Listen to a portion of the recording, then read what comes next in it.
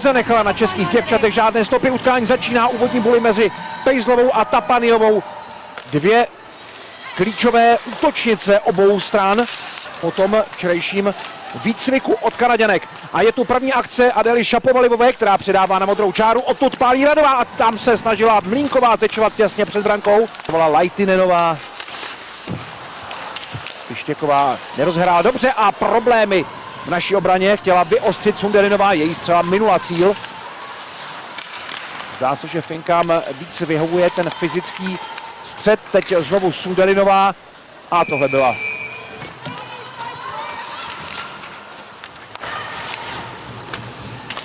No a teď se snažila Neubauerová dorážet před brankou, ještě jeden pokus. Noemi je stále ve hře, po ní Přibylová. A před brankou tečující, ale vyřešila ho zkušeně Aneta Tejralová, rozehrávka na Mlínkovou. Mlínková ještě hledala Hymlárovou, Šapovalivová se otáčela před brankou, ale když český tým má pobyt v útočném pásmu delší, Finky tím, jak se snaží rychle zakončovat, tak se nezdržují tolik a vypadá to, že nemají takovou herní aktivitu v útočném pásmu. Teď ale pozor na tuhle situaci, Peslarová nakonec ten kotouč našla, ale tohle tedy byl velmi nenápadný, ale důležitý zákrok Kláry Peslarové. Ten puk se jí vlastně zadrhnul mezi betony. Ona si ho potom vlastně přisunula vedle těla, ale dokázala hokejkou velmi správně ten kotouč zasunout zpátky do bezpečí. Si bere Nilundová. Nilundová nevystřelila, respektive její rána zablokovaná a stále Nieminenová a tohle byl zákrok na hraně, ale prošel a přečíslení 3 hráček na 2, výborná přihrávka do druhé vlny, ještě jedna, ale ta už neprošla na Šapovalivovou. Škoda, jinak to Plosová myslela výborně. Ještě jedna možnost pro Čajánovou, která vystřelila backhand. Stále držíme útočné pásmo a tady je Mlínková. Je výborná v práci s kotoučem. Čajanová. Mlínková má napřaženo, ale nemá volnou cestu k bráně, takže trefila jenom clonící Šalinovou. Tak hraje Savolajnenová, její partěčka v obraně Rantalová, znovu Savolajnenová, její rána nepřesná, ale za brankou ještě hraje Vajnikaová. Točí se tam kolem Kosinové a dostane se až k téhle situaci a výborný zákrok Peslarové proti 2 střelám. Naše holky neschodly, nebo tak, jak se vlastně backcheckovali, tak nebyli rychle schopní se zorientovat a přebrat si ty hráčky a měli jsme tam teda závar. Akce ale končí velmi rychle a je tu kontrasituace a první gól, který dává Karvinenová po rychlé souhře a trochu ztrátě koncentrace před naší brankou. Tady někde vznikl ten problém, Tejralová zůstala ve středním pásmu a pak už nestačila tu situaci dojet a nepomohl jí nikdo. Karvinenová byla úplně volná před brankou na tu dorážku, velmi snadnou. Klára Peslarová rozehrává na Křížovou a zase Křížová natlačená k mantinelu a nedostala se přes 2 finské hráčky.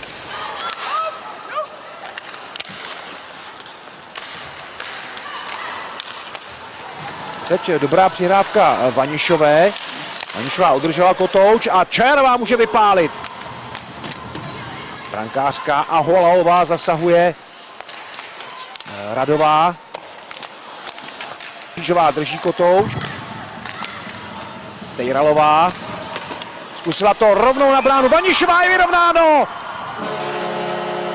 Tak nevím, jestli Tereza Vanišová nebo Denisa Křížová, každopádně kotouč síti a je to druhá využitá přesilovka v turnaji a v pravý čas. Michaela Pejzlová na brankovišti, do kterého se dostala po tom faulu nepotrestaném brohu kluziště, tak jak to proběhlo. Ten kotouč se zadrhnul a zůstal tak dokonce vlastní gól. Pejzlová jenom zatlačila na Lajtinenovou, ale podle všeho se puku nedotkla. Proti oběma těmto soupeřům to nebylo vůbec jednoduché v oslabení, tak tým docela na slušných číslech. Oslavení Peslarová teď zastavila ránu Tulusové. Stojí Hymlárová, Tapaniová. Tejrová se s ní snaží bruslit, Hrikoskijová. Tulusová, přihrávka před branku, Nieminenová pálí, Peslarová připravená a u zadního mantronu se snažila hrát Tejralová. Tak ta trojička, Pejšová, Tejralová, Hymlárová teď se snaží nějak čelit pětici finských hokejistek. Tapaniová a výborně Peslarová, Hymlárová může vyhodit. Ale Finky promarnili přesilovku 5-3. Ještě poslední velká šance a dobrý zákrok Peslarové.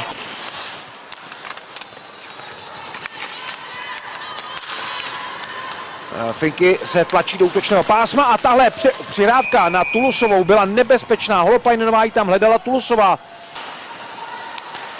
Radová. Vanišová namířila mezi 3 finské hráčky. To nemělo naději na úspěch, ale tahle přihrávka už vypadá zajímavěji a Tereza Vanišová je před finskou bránou. To byla krásná klička, ale v poslední chvíli tam Vanišovou snad zatáhla Finka. Tahle šance byla hodně blízko. Tereza Vanišová teď ukázala svou dravost. Tam byl háček od finské hráčky a tohle by měl být faul, jestli ne trestné střílení. Určitě. No jednoznačně. A na ledě už je kombinovaná první přesilovková 5. Vanišová zablokovaná, Hrikoskijová nemá hokejku. Souboj kapitánek, Tejralová, Hrikoskijová.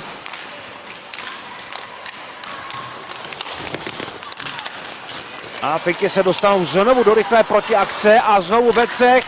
Tulusová, Pejšová a pozor, Kotoučíti po perfektním zásahu Vajnikalové, která dokázala ten letící puk nasměrovat na bránu. Čas 36:30 a Finsko znovu vede.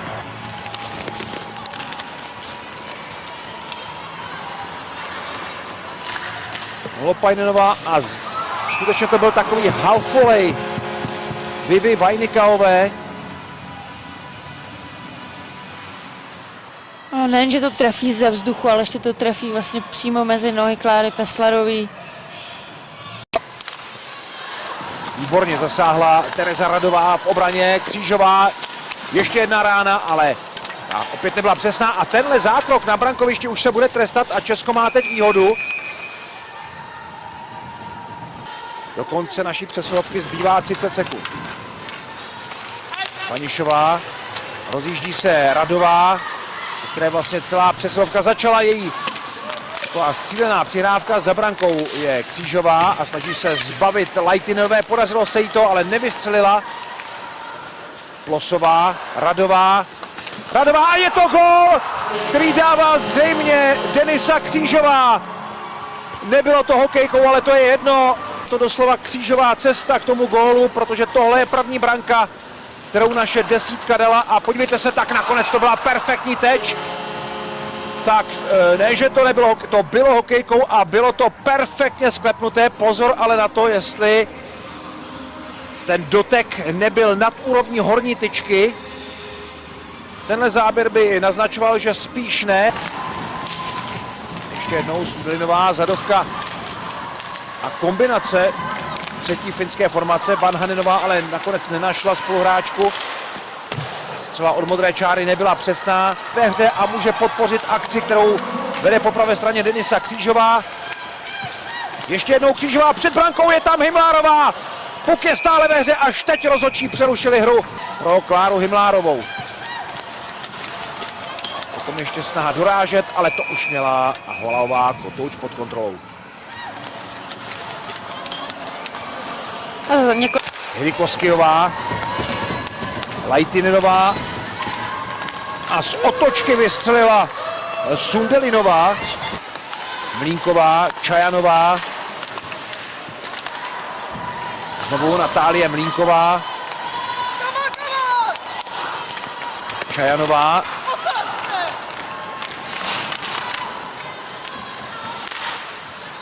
a ještě tam do puku. Teď je tu ale možnost dvě hráčky na jednu. Škoda té přihrávky Hymlárové na Mlínkovou. Dobrá práce ve středním pásmu, Neubauerová může vystřelit. Těsně vedle šla ta Irána Radová a další teč ještě tam Neubauerová. Noemi Neubauerová teď odvádí výbornou práci na brankovišti, v pádu se snažila ještě přihrát. Může vystartovat Noemi Neubauerová, zkontrolovala si svou situaci, ví, že je na to sama a ví, že musí udržet kotouč co nejdéle v útočném pásmu a pokud možno až do příchodu dvou kamarádek, jenomže to se nepovedlo a puk dostávají finky a teď ve třech najíždějí proti naší obraně Peslarová. Teď jsme měli štěstí, protože tam byla úplně volná Vajniková před odkrytou bránou, jenomže neměla tolik štěstí jako při té famózní ráně, kdy trefila kotouč ze vzduchu ve druhé třetině. 2-2 na druhé straně. Himlárová udělala si výbornou pozici. Himlárová netrefila bránu. Nieminenová. Další výhybka na střed, ale rána nevyšla a Nieminenová musí pro puk zpátky. Taky musí nahradit Tereza Vanišová, která se teď pustila do útočení, ale nechala puk za sebou a teď pozor, tam ujíždí Michelle Karvinenová, jede sama na Peslarovou a fantastický zákrok lapačkou Kláry Peslarové. Naší hrdinky v tomto utkání o bronz. Podívejte se na tu stíhací jízdu, ale nikdo nemohl zastavit Michelle Karvinenovou, první střelkyni tohoto zápasu. Peslarová měla lapačku na správném místě. Na druhou stranu teď jedou Čajanová a Mlínková. Natálie Mlínková na to vzala sama a nakonec kotouč pod finskou brankářkou. Přišlápnou do útoku a teď bude muset zase do obrany. Ne, vybojovala kotouč, Mlínková v šanci a ten puk neskončil za Aholaovou, protože tam pomohly obránkyně, ale akce ještě trvá. Tyralová teď naznačila brzdu, ale nakonec si stála kotouč pod sebe. Dostává ho zpátky, obrovská šance. Přibylová a znovu zasahuje Aholaová. Co tohle, tahle ta zcela Šapovalivové k dramatických momentů. Mlínková. A podívejte se, to byla tyčka, která zachránila Finsko. Ne tak zákrok bruslí nataženou, to byl úžasný zákrok Aholaové, která vykopla ten puk letící do brány. Vanišová, Tejralová. Vanišová před brankou Neubauerová a znovu zasahuje Aholaová. Chávají hlavní rozhodčí volnější. Další možnost a puk je před brankou, stále byl hratelný, ale rozhodčí ho ztratili. Je to tak, myslím si, že ve všech těch činnostech jsme tady v té herní části lepší. Lepší než v základní části, rozhodně tedy. Teď Čajanová a znovu Aholaová. Neubauerová ji otravuje. Předávka do útočného pásma, Tulusová. A puk teď skončil za naší brankou. Mlínková za modrou brzda, předávka Čajanové, ta se potřebuje zbavit soupeřky, ale to se nepovedlo. Mlínková a tohle už je odevzdávka, kterou Tulusová jenom zkontroluje za brankou, už se nestane nic a nové majitelky bronzových medailí určí nájezdy. Jako první se rozjede Natálie Mlínková, nejlepší střelkyně českého týmu.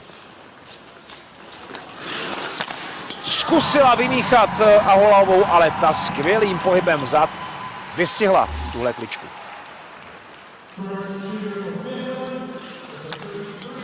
Teď bude ve výhodě Michelle Karvinenová, která zahájí nájezdy za Finsko.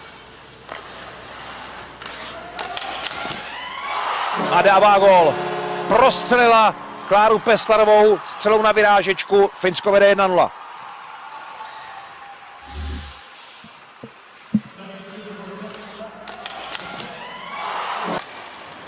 Klára Himlárová, druhá série. A vyrovnává, perfektně vymíchala teď Aholaovou, povedlo se jí to lépe, šla víc přímá a byla i rychlejší. Finky, konkrétně Vivi Vajnikaová. A Peslarová chytá, takže po druhé sérii stav nerozhodný 1-1. Finky začaly tedy se střelkyněmi dnešního zápasu. Jela Karvinenová, jela Vajnikaová. A za český tým to bude Adéla Šapovalivová. 17letá, nejmladší hráčka. Nenašla nakonec mezeru mezi betony.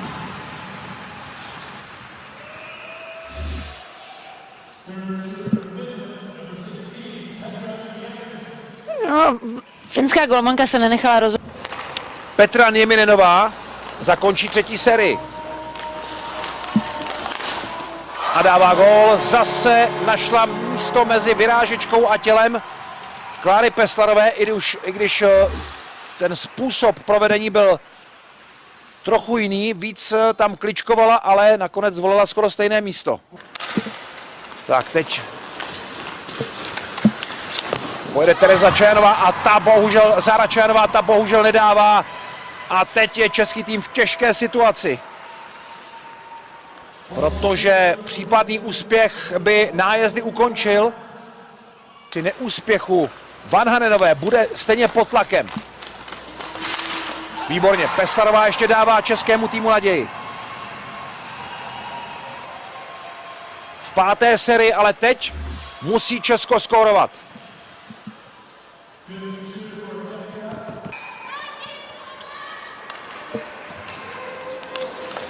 Těžká situace pro Denisu Křížovou. Ne, Finsko vítězí a získává zpátky svůj bronz. Česko skončí na 4. místě.